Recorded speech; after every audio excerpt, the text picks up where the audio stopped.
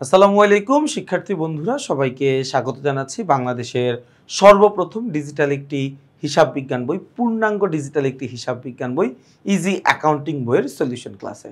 আমরা আজকের এই ক্লাসে সমাধান করব আমাদের ইজি অ্যাকাউন্টিং বইয়ের রোড টু মিশন 100 সাজেশনের চতুর্থ অধ্যায়, মূলধন ও মুনাফা জাতীয় লেনদেন নামে যে অধ্যায়টি রয়েছে সেই অধ্যায়ের 3 নম্বর সৃজনশীল প্রশ্নটি।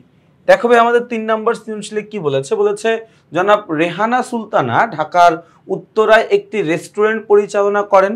তার রেস্টুরেন্টের কতিপয় লেনদেন নিম্নরূপ। কি বলা আছে?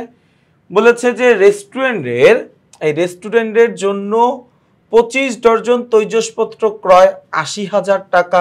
এরপরে 2 তারিখে বলেছে রেস্টুরেন্টের সাজসজ্জা বৃদ্ধিকরণ ব্যয় 20,000 টাকা। তারপরে বলা আছে রেস্টুরেন্টের প্রচারণা বাবদ ব্যয় করা হলো 3,000 টাকা। 4 তারিখে বলা আছে রেস্টুরেন্টের মালামাল আনয়নে ভ্যান গাড়ি মেরামত 1,000 টাকা। 5 তারিখে বলা আছে রেস্টুরেন্টের জন্মদিনের অনুষ্ঠান আয়োজন বাবদ বিল আদায় হলো 22,000 টাকা। 6 নম্বরে বলা আছে রেস্টুরেন্টের নষ্ট রেফ্রিজারেটর চালুর জন্য নতুন কম্প্রেসার এবং কালার স্প্রে খরচ হলো কত? 2,000 টাকা। রেস্টুরেন্টের কর্মচারীর বেতন প্রদান 9,000 টাকা। এরপরে গ্রাহকদের সেবা প্রদানের দ্বারা প্রাপ্তি 25,000 টাকা এবং রেস্টুরেন্টের ভাড়া প্রদান 5,000 টাকা। এগুলো সব আমাদের লেনদেন বলা আছে। রিকোয়ারমেন্টে কি বলছে ভাইয়া? প্রশ্ন নাম্বার ক নাম্বার প্রশ্নে বলেছে জনাব রেহানা সুলতানার মুনাফা জাতীয় আয়ের মোট পরিমাণ কত? মুনাফা জাতীয় আয়ের মোট পরিমাণ কত? মুনাফা জাতীয় আয়, যে সকল আয়ের উপযোগিতা আমার ব্যবসায়ে 1 বছরের কম সময়ের জন্য থাকে তাকে আমি বলি মুনাফা জাতীয় আয়। অথবা আমি এইভাবেও বলতে পারি, আমার প্রতিষ্ঠানের দৈনন্দিন যেই আয়গুলো সংগঠিত হয়, আমার প্রতিষ্ঠানের দৈনন্দিন যেই আয়গুলো হয় সেইটাকে আমি বলি মুনাফা জাতীয় আয়। তাহলে আমার প্রতিষ্ঠানের রেগুলার যেই আয়, তার প্রতিষ্ঠানটা কি একটা রেস্টুরেন্টের ব্যবসায়, তাই না? আচ্ছা, যদি একটা রেস্টুরেন্টের ব্যবসায় হয় তাহলে এখানে যদি একটু খেয়াল করে দেখি আমরা বৃদ্ধি, তারপরে এই যে 5 তারিখেরটা খেয়াল করো, রেস্টুরেন্টের জন্মদিনের অনুষ্ঠানের আয়োজন বাবদ বিল আদায় 22,000 টাকা। ভাই, তো রেস্টুরেন্ট, সে তো বিভিন্ন মানুষের জন্মদিনের অনুষ্ঠান করবে, বিয়ের অনুষ্ঠান করবে, গায়ে হলুদের অনুষ্ঠান করবে, বিভিন্ন গেট টুগেদারের অনুষ্ঠান করবে, এগুলাই তো তার আয়ের উৎস, তাই না? একটা মুদির দোকানের জন্য চাল ডাল আলু পেঁয়াজ তেল লবণ বিক্রি করা যেমন ধরনের একটা আয়, এদের জন্য কিন্তু কি এই জিনিসটা তেমন ধরনের একটা আয়ের মধ্যেই কিন্তু পড়ে, তাই না? তাইলে এরপরে দেখো যে আমাদের এরপরে যদি আমরা দেখি আরেকটা আয় হচ্ছে এই যে গ্রাহকদের সেবা প্রদান দ্বারা প্রাপ্তি 25,000 টাকা। গ্রাহকদের সেবা প্রদান দ্বারা প্রাপ্তি কত? 25,000 টাকা, তাই না? একটা রেস্টুরেন্টের জন্য আয়গুলো মূলত কি ভাইয়া? একটা রেস্টুরেন্ট তিনি খাবার বিক্রি করবেন, একটা রেস্টুরেন্ট বিভিন্ন অনুষ্ঠান আয়োজন করবেন, এগুলোই কিন্তু তার আয়ের উৎস, তাই না? এগুলাই কিন্তু কি তার আয়ের উৎস। তাইলে আমাকে যে বললো যে মুনাফা জাতীয় আয়ের মোট পরিমাণ কত, তাহলে আমি মুনাফা জাতীয় আয় এখান থেকে বের করতে পারি। মুনাফা জাতীয় আয় আমি এখান থেকে বের করে দিতে পারি। এই যে রেস্টুরেন্টের জন্মদিনের আয়োজন বাবদ বিল আদায় 22,000 টাকা, এই লেনদেনটা, এবং আমার এই যে গ্রাহককে সেবা প্রদানের দ্বারা প্রাপ্তি, এই জিনিসটা, তাই না? তাহলে মুনাফা জাতীয় আয়ের পরিমাণ, এইটা আমার জন্য একটা মুনাফা জাতীয় আয়, এবং এইটাও কিন্তু কি আমার জন্য একটা মুনাফা জাতীয় আয়, তাই না? তাহলে ভাই আমাদের এই যে ক নাম্বার লেনদেনে, ক নাম্বার প্রশ্নে আসবে কয় তারিখেরটা? 5 তারিখ এবং 8 তারিখের লেনদেন আসবে। কয় তারিখ? 5 তারিখ এবং 8 তারিখের লেনদেনটা আসবে, তাই না? আচ্ছা, খ নাম্বার প্রশ্নে আমরা দেখব। প্রশ্ন নাম্বার খ কি বলা আছে ভাইয়া? খ নাম্বার প্রশ্নে বলেছে জনাব রেহানা সুলতানার মুনাফা জাতীয় ব্যয়ের পরিমাণ নির্ণয় করো। মুনাফা জাতীয় ব্যয়, ভাইয়া এতক্ষণ আমি বের করছিলাম মুনাফা জাতীয় আয়। কি বলছিলাম? আমার প্রতিষ্ঠানের জন্য সাধারণত যেই আয়গুলো করা হয়, একটা প্রতিষ্ঠান সাধারণত যেই আয়গুলো করে ওইটাই মুনাফা জাতীয় আয়। আমার ব্যবসায় এটা একটা রেস্টুরেন্ট ছিল, তাই না?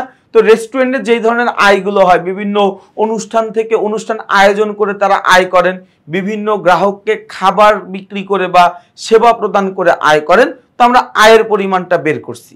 এখন আমাকে বলছে যে ভাইয়া তুমি ব্যয়ের পরিমাণটা বের করো। কিসের পরিমাণ বলছে ভাইয়া?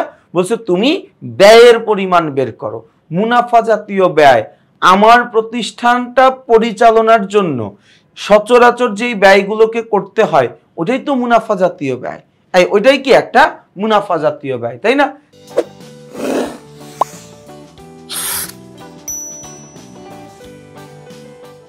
তাইলে এখানে যদি আমরা একটু খেয়াল করে দেখি, দেখো রেস্টুরেন্টের প্রচারণা বাবদ ব্যয় করা হইলো 3000 টাকা। এটা কি আমার জন্য একটা মুনাফা জাতীয় ব্যয় না? এটা কি আমার জন্য একটা মুনাফা জাতীয় ব্যয়? 3 তারিখেরটা। আচ্ছা, রেস্টুরেন্টের মালামাল আনয়নের ভ্যান গাড়ি মেরামত কত টাকা? 1000 টাকা। এই মেরামত ব্যয় এটাও কিন্তু কি আমার জন্য একটা মুনাফা জাতীয় ব্যয়, মুনাফা জাতীয় ব্যয়। আচ্ছা, এরপরে দেখো, এরপরে হচ্ছে এই যে 7 তারিখেরটা খেয়াল করো, রেস্টুরেন্ট কর্মচারীর বেতন প্রদান 9000 টাকা। কর্মচারীর বেতন প্রদান এইটাও তো আমার জন্য একটা মুনাফা জাতীয় ব্যয়। কর্মচারীর বেতন প্রদান এটাও তো আমার জন্য একটা মুনাফা জাতীয় ব্যয়, তাই না? আচ্ছা, এরপরে আমরা আসি, রেস্টুরেন্টের ভাড়া প্রদান 5000 টাকা। এটাও কিন্তু আমার জন্য একটা মুনাফা জাতীয় ব্যয়, মুনাফা জাতীয় ব্যয়। কথাটা কি বুঝাইতে পারছি? তাহলে ভাই মুনাফা জাতীয় ব্যয়ের মধ্যে আসবে কয় তারিখ? 3 তারিখ। আসবে কয় তারিখ? এই 4 তারিখ। আসবে কয় তারিখ? 7 তারিখ, 9 তারিখ। তাইলে কি কি আসতেছে? 3 তারিখ, 4 তারিখ, 7 তারিখ আর হচ্ছে 9 তারিখ, তাই না? তাহলে আমরা আশা করি খ নাম্বারটা আমাদের বোধগম্য হয়েছে। ঘ নাম্বারটা আমরা খেয়াল করি। ঘ নাম্বারে বলছে যে জনাব রেহানা সুলতানার মূলধন জাতীয় ব্যয়ের পরিমাণ নির্ণয় করো। মূলধন জাতীয় ব্যয়, ভাইয়া মূলধন জাতীয় ব্যয় মানে কি জানো? যেই ব্যয়টা আমরা সাধারণত 1 বছরের অধিক সময়ের জন্য করি, যেই ব্যয়টা আমরা সাধারণত 1 বছরের অধিক সময়ের জন্য করি সেটাকে আমরা বলি হচ্ছে মূলধন জাতীয় ব্যয়। তোমাদেরকে আরো একটা শর্টকাট আমি বলে দিতে পারি, সেটা হচ্ছে মূলধন জাতীয় ব্যয় মানে হচ্ছে এই মূলধন জাতীয় ব্যয়, মূলধন জাতীয় ব্যয় ইজ ইকুয়ালস টু কি হবে? মূলধন জাতীয় ব্যয় ইকুয়ালস টু হচ্ছে আমার স্থায়ী সম্পদ বা সম্পদগুলা। আমার প্রতিষ্ঠানের যে স্থায়ী সম্পত্তিগুলা বা সম্পত্তিগুলো ওইগুলো কিন্তু আমার জন্য মূলধন জাতীয় ব্যয়। কিভাবে খেয়াল করে দেখো, কিভাবে খেয়াল করে দেখো ভাইয়া, আমাকে এইখানে বলছে এই যে রেস্টুরেন্টের জন্য 25 ডজন তৈজসপত্র ক্রয় 80,000 টাকা। তৈজসপত্র বা আসবাবপত্র একটা সম্পদ, অথবা তৈজসপত্র বা আসবাবপত্র কেনার ফলে আমার ব্যবসায় থেকে নগদ টাকা চলে গেছে এবং এমন একটা খাতে টাকাটা ব্যয় হয়েছে যেই কাজের কার্যকারিতা বা উপযোগিতা আমার প্রতিষ্ঠানে 1 বছরেরও অধিক সময় থাকবে। তাহলে এটার উত্তর কি হবে? এটার উত্তর হচ্ছে আমার মূলধন, এটার উত্তর হচ্ছে কি আমার মূলধন জাতীয়, তারা একটু ইয়া করি, এটা হচ্ছে কি আমার জন্য মূলধন জাতীয় ব্যয়, তাই না? মূলধন জাতীয় ব্যয়। ওকে, এরপরে দেখো রেস্টুরেন্টের সাজসজ্জা বৃদ্ধিকরণ ব্যয়। আমি আমার রেস্টুরেন্টটা ডেকোরেট করছি, রেস্টুরেন্টটা আরো পরিপাটি করছি, সুন্দর করছি, হয়তো বা টেবিল চেয়ার নতুন করে ক্রয় করতে পারি, উপরে লাইটিং চেঞ্জ করতে পারি। এগুলো সবই একটা দীর্ঘমেয়াদী ব্যয়। এটা একবার করার পরে আবার অনেক দিন পরে এই ব্যয়টা সংগঠিত করতে হয়। তাহলে এই ধরনের ব্যয়কেও আমরা কিন্তু দীর্ঘমেয়াদী ব্যয় বলার কারণে এটাও কিন্তু আমার জন্য একটা সম্পদ এবং আমি এমন একটা খাতে টাকাটা খরচ করলাম যেটার উপযোগিতা বা কার্যকারিতাটা আমার ব্যবসায়ে 1 বছরেরও অধিক সময় থাকবে, আমার ব্যবসায় 1 বছরেরও অধিক সময় থাকবে, তাই না? তাহলে এইটাও আমার জন্য কি হবে? এটাও আমার জন্য একটা মূলধন জাতীয় ব্যয়। এইটাও আমার জন্য কি একটা মূলধন জাতীয় ব্যয়। ওকে, বুঝলাম এইটুকু। এরপরে দেখো কি বলছে ভাইয়া, এরপরে হচ্ছে হ্যাঁ 6 তারিখেরটা। তাহলে এখানে গেল আমার 1 তারিখ, এখানে গেল 2 তারিখ, 6 তারিখেরটা আমরা একটু দেখি। 6 তারিখে বলছে রেস্টুরেন্টের নষ্ট রেফ্রিজারেটর চালুর জন্য কম্প্রেসার ক্রয়, কালার স্প্রে ক্রয়, এই দুইটাই কিন্তু কি আমার জন্য এই দুইটাই কি আমার জন্য একটা মূলধন জাতীয় লেনদেন। এই দুইটাই কি আমার জন্য একটা মূলধন জাতীয় লেনদেন, মূলধন জাতীয় ব্যয় বলতে পারি, লেনদেন না বলি, স্পেসিফিক বলি মূলধন জাতীয় ব্যয়। কেন? কম্প্রেসার একবার ক্রয় করলে অনেক দিন পর্যন্ত এটা আমরা ব্যবহার করতে পারি, তার মানে টাকাটা আমি খরচ করছি দীর্ঘমেয়াদে, তাই না? তাহলে এটাও কি আমার জন্য একটা মূলধন জাতীয় ব্যয় হবে। তাহলে আর কি কোনো কিছু আছে? আর কিছু নাই। তাহলে 1, 2, 6 তারিখের লেনদেন, 1, 2 এবং 6 তারিখের লেনদেন।